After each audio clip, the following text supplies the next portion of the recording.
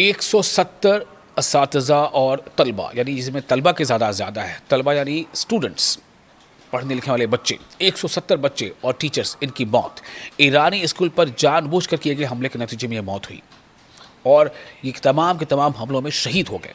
ये हमला किसने किया? ये अमेरिका और इसराइल ने हमला किया।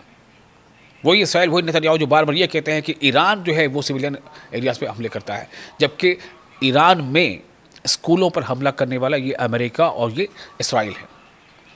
और स्कूल भी कैसा? बच्चियों का स्कूल, एलिमेंट्री लेवल के बच्चों का स्कूल, जिसमें मैक्सिमम जो एज है वो 12-13 साल की बच्चियाँ वहाँ पढ़ती, ज़्यादा से ज़्यादा उम्र की, उससे कम उम्र की बच्चियाँ पढ़ती थी। इनमें से 170 से ज़्यादा की मौत हो चुकी, जो ताज़ा आंकड़े हैं। और एक रोज़ कबल का जो नज़ारा था, उसको जिस किसी ने भी देखा, पूरी दुनिया में लोग लरज़ उठे, उनकी आंखें नम हो गई, क्योंकि उन 170 बच्चियों के लिए जो वहाँ पर ग्रेवयार्ड तैयार किया गया था और जो जिस तरह से उनको जब ले जाते वक्त उनका जो प्रोसेशन निकला था, उसमें काफ़ी बड़ी तादाद में लोग थे। ईरान के वज़ीर तालीम ने, जिनका नाम है अली रज़ा काज़ेमी, उन्होंने मंगल को ऐलान किया कि अमेरिका और इसराइल के हमलों में 170 तलबा यानी स्टूडेंट्स और टीचर्स शहीद हो गए हैं। इन हमलों से मुल्क भर में तकरीबन 20 स्कूलों और तालीमी मराकज़ को नुकसान पहुंचा। ये ऐलान तेहरान में मुतासरा तालीमी इमारतों के दौरे के दौरान किया गया। काज़मी ने कहा कि इंसानी तारीख़ में ऐसा जुर्म बहुत कम हुआ है। उन्होंने गमज़दा ख़ानदानों से ताज़ियत की और बैनुल-अक़वामी इदारों की शर्मनाक खामोशी की मज़म्मत की। उन्होंने कहा कि इतनी तबाही के बावजूद ईरानी कौम फ़ख्र और हौसले के साथ कायम है। उनका कहना था कि मुल्क काबिज़ सेहोनी हुकूमत और अमेरिका की मुजरिमाना कार्रवाइयों के ख़िलाफ़ अपनी पूरी ताकत से दिफा करेगा, अपनी पूरी ताकत से डिफेंड करेगा।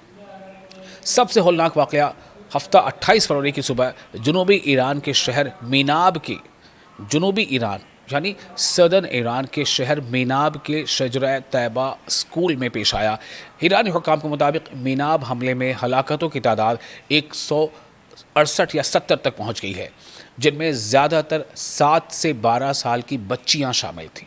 कम से कम 95 अफराद ज़ख्मी भी हुए हैं।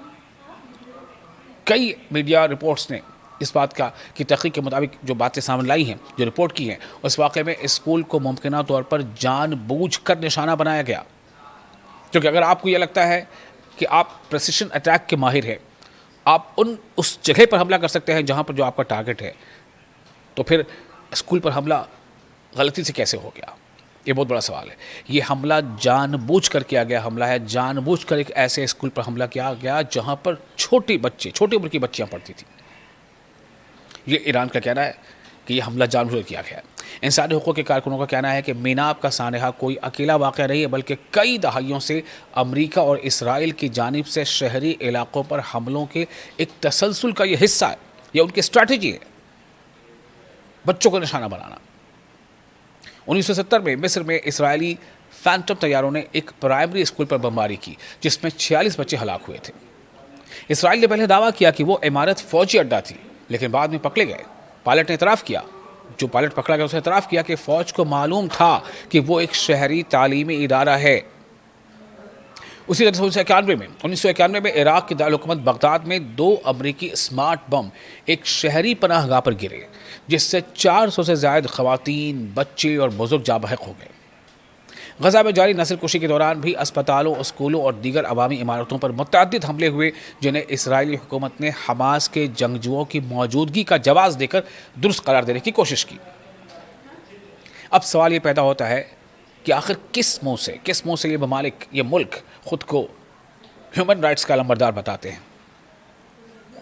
किस तरह से ये ख़ुद को ये बताते हैं कि दूसरा जो है वो कोई है, वो दहशतगर्दी कर रहा है, वो टेररिज्म कर रहा है? आपने क्या किया? सवाल आप पर है। अमेरिका ने क्या किया? क्या डोनाल्ड ट्रंप इस हमले की जिम्मेदारी लेंगे? इन बच्चियों की जिम्मेदारी की मौत की जिम्मेदारी 170 से ज़्यादा, 170 के करीब बच्चियाँ जिनकी मौत हुई, जिनमें कुछ टीचर्स भी शामिल हैं उनकी। ये सवाल दुनिया के सामने है और ईरान इसी सवाल को बार बार उठा रहा है।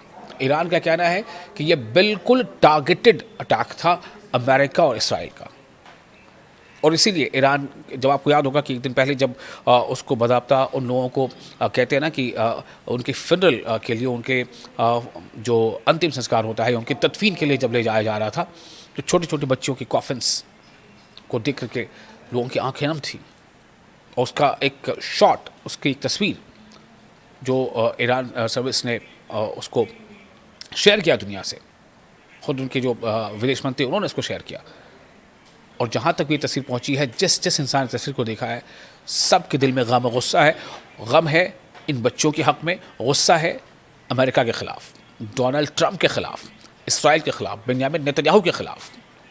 और इस बात का गुस्सा है कि एक तरफ आप बातचीत कर रहे होते हैं और दूसरी तरफ आप अटैक कर देते हैं। जो रिपोर्ट्स आ रही उसमें यही है कि ईरान बहुत हद तक तैयार था न्यूक्लियर सेटलमेंट के लिए, उसकी बातचीत के लिए, वो नरमी दिखा रहा था, लेकिन ईरान सिर्फ इस बात पर रहा था कोई बैलिस्टिक प्रोग्राम जो है मिसाइल का, उस पर उसे सिर्फ रुकावट थी, लेकिन वो न्यूक्लियर के मामले में, चूँकि ईरान का शुरू से मौक़िफ़ रहा है कि वो जो न्यूक्लियर अफजूदगी के अमल को उसने जारी रखा है, वो दरअसल जो सिविल एरियाज़ हैं उनके लिए है, अवामी तरक्की और फलाह के लिए है, उसका इस्तेमाल उसके लिए वो कर रहा है, न्यूक्लियर आज़ूदगी के अमल को आगे बढ़ा रहा है, न्यूक्लियर एनरिचमेंट को आगे बढ़ा रहा है। लेकिन फिर भी उसे भी उसने रुकवाने के लिए वो तैयार था।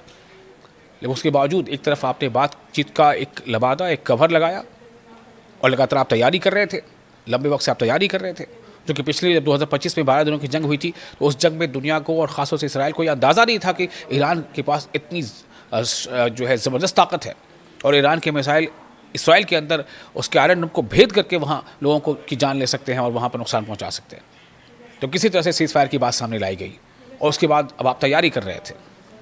ये ईरान का कहना है, ये कई मुबस्सिरीन का कहना है, और तैयारी करने के बाद आपकी तैयारी पूरी हो गई तो आपने स्कूलों पर बम गिरा दिया।